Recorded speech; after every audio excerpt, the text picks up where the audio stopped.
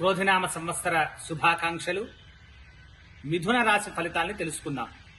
మిథున రాశి అంటే మృగశిర నక్షత్రంలోని 3-4 పాదాలు, ఆరుద్ర 4 పాదాలు, పునర్వసు 3 పాదాలని కలిపి మిథున రాశి కింద తీసుకుంటాం. అక్షరాల్లోకి వస్తే కా, కి, కు, ఘ, జ, ఛ, కే, కో, హ అనేటువంటి అక్షరాల్ని ఉన్నవారంతా కూడా మిథున రాశి కింద పరిగణించబడుతుంది.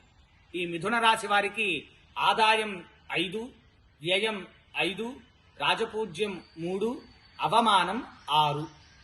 ఈ రాశి వారికి సంవత్సరం అంతా కూడా గురువు 12వ స్థానం, రాహు 10వ స్థానం, కేతువు 4వ స్థానం, శని 9వ స్థానం నందు సంచరించడం వల్ల చాలా అశుభ ఫలితాలే ఎక్కువ కనబడుతున్నాయి. ఈ రాశి వారికంతా ఈ సంవత్సరం అనేక కష్టాలు, అలానే అనారోగ్య సమస్యలు, ప్రమాద సూచనలు, ఉద్యోగ భంగము, కుటుంబ కలహాలు, మానసిక వేదన ఇట్లాంటివన్నీ కూడా ఉండేటువంటి అవకాశం ఉంది. కొంత గుడ్డిలో మెల్లగా రాహువు ఈ సంవత్సరం అంతా కూడా కొంత శుభస్థానంతో సంచరించడం వల్ల కొంత శుభ ఫలితాలు కలుగుతాయి.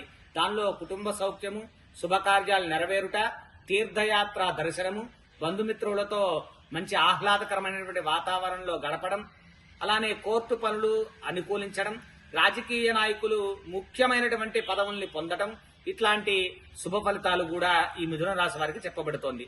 ఈ మిథున రాశి వారికి శని, అలానే గురువు, కేతువు జపాలు చేయించుకోవడం మంచిది. అలానే సుందరకాండ, ఆదిత్య హృదయము, విష్ణు సహస్రనామ స్తోత్రం ఇత్యాది పారాయణాలు జపించుకోవడం ద్వారా కూడా మంచి శుభ ఫలితాలను పొందుతారు. ఇది మిథున రాశి వారి యొక్క ఫలితం.